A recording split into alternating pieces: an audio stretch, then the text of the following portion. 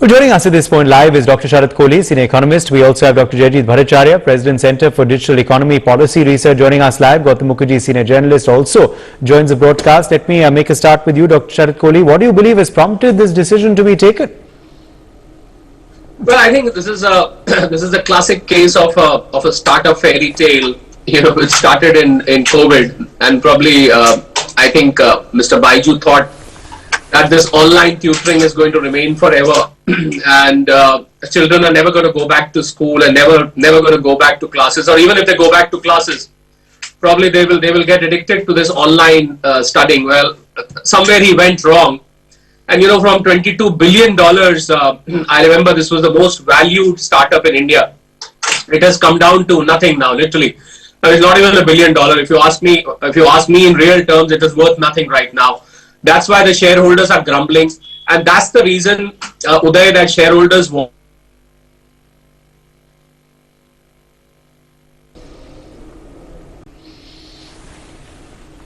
Yes, Sharath, I think you're back with us. Sharath, please complete your point. Go ahead. Yeah, I apologize first of all for losing the connection for a while.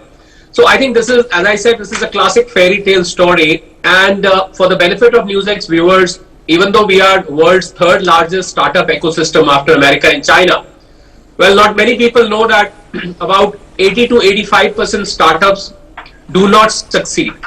But then because the numbers are so many, that for whatever 15-20% who succeed, they end up making big. But I think the mistake with Byju's did was that he was over ambitious.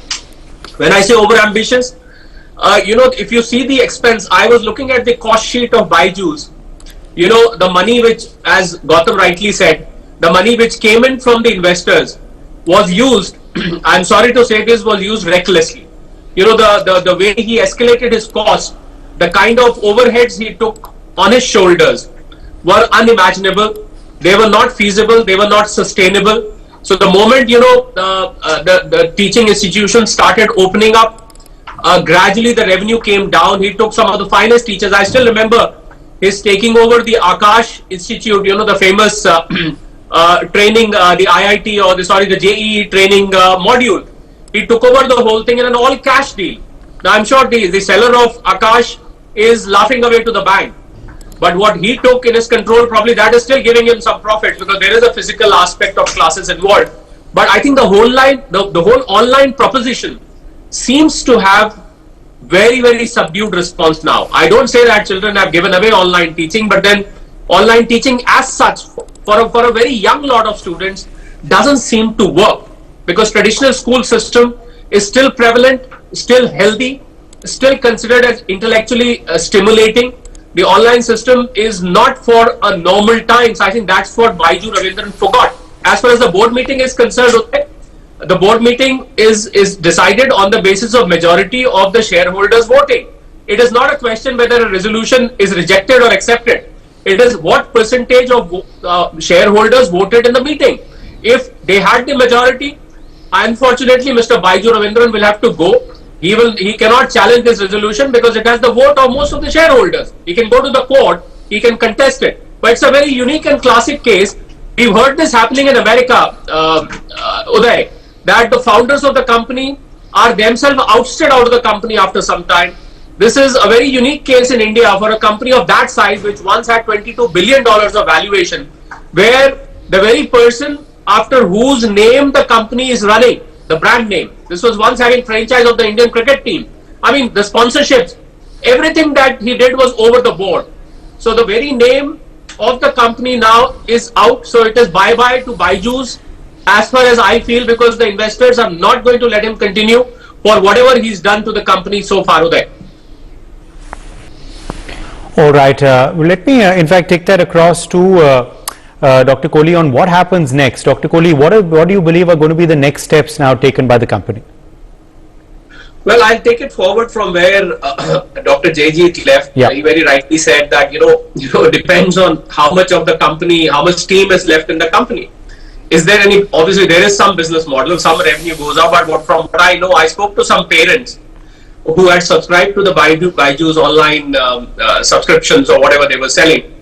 They said that the selling was very, very forceful, as was just said, extremely forceful. I mean, parents were literally force, no, if you don't take this, your child is going to fail, this is going to add value to your child and so and so.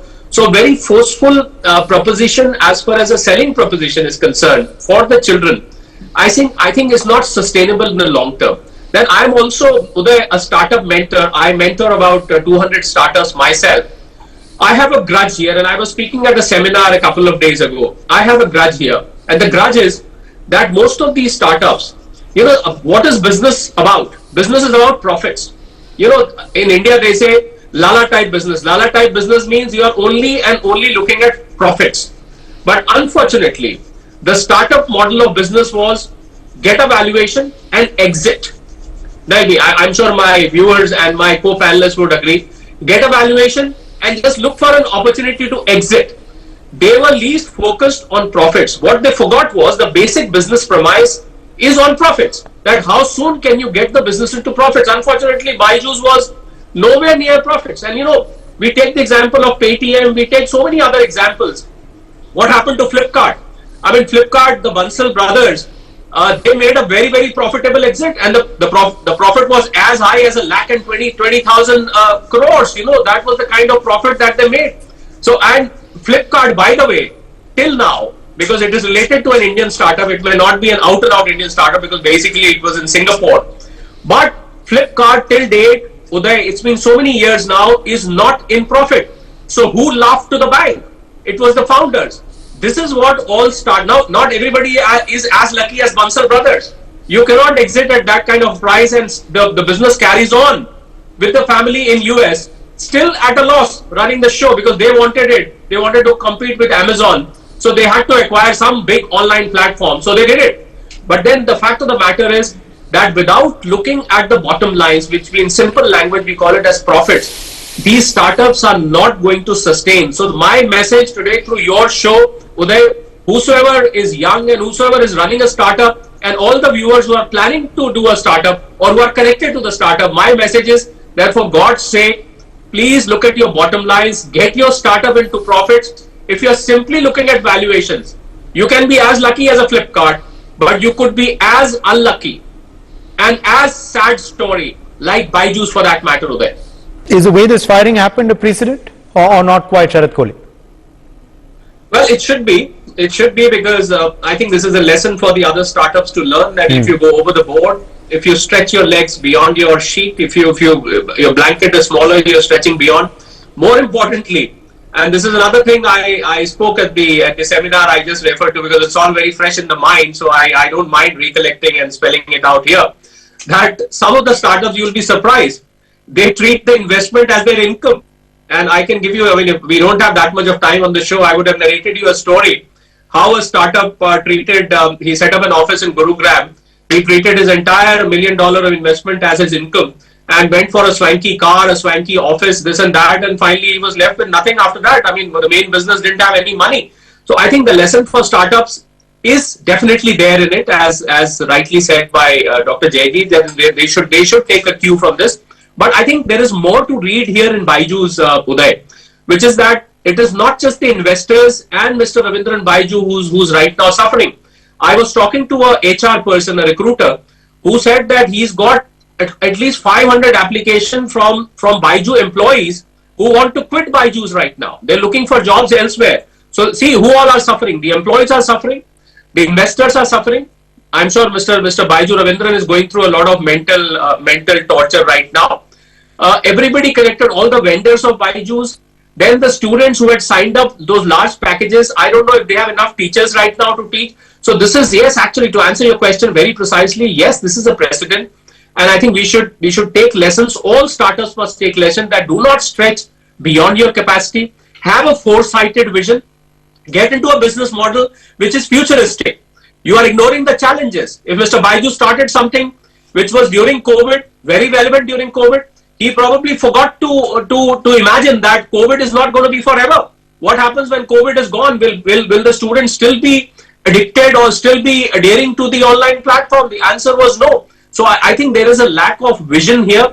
So the lesson for startups is have a futuristic vision, which list out your challenges, meet the challenges, calculate your challenges, be prepared for those challenges, and then move ahead. And I'm surprised as to how did the investors get carried away, because some of the investors, after 28 rounds of investment which went into Byju's, some of the investors are very seasoned, Uday. They are investors who've invested in some of the finest startups around the world. How did the investors go wrong? If Mr. Ravindra went wrong, then the investors could have had a vision that where is this business model going to go? So either the business model has gone wrong, which definitely is the case, but more importantly, I think money has been spilled over overheads which were unnecessary. We all know how much does it cost to sponsor an Indian cricket team, that too for more than 1 year. I think we need not reveal the numbers here. I don't want to urge BCCI that how expensive it is to sponsor cricket teams altogether. So I think the money has gone down the drain. The money has been wasted. If this money was put into research, Uday, my final statement is, if this money was put into research, if this money would have been put into making the whole business model immune of these challenges, I thought we would have talking differently today, Uday. All right, let's leave it at that. My thanks to you for joining us. My thanks to all of you for joining us on this discussion. It's time to quickly address some breaking news coming in.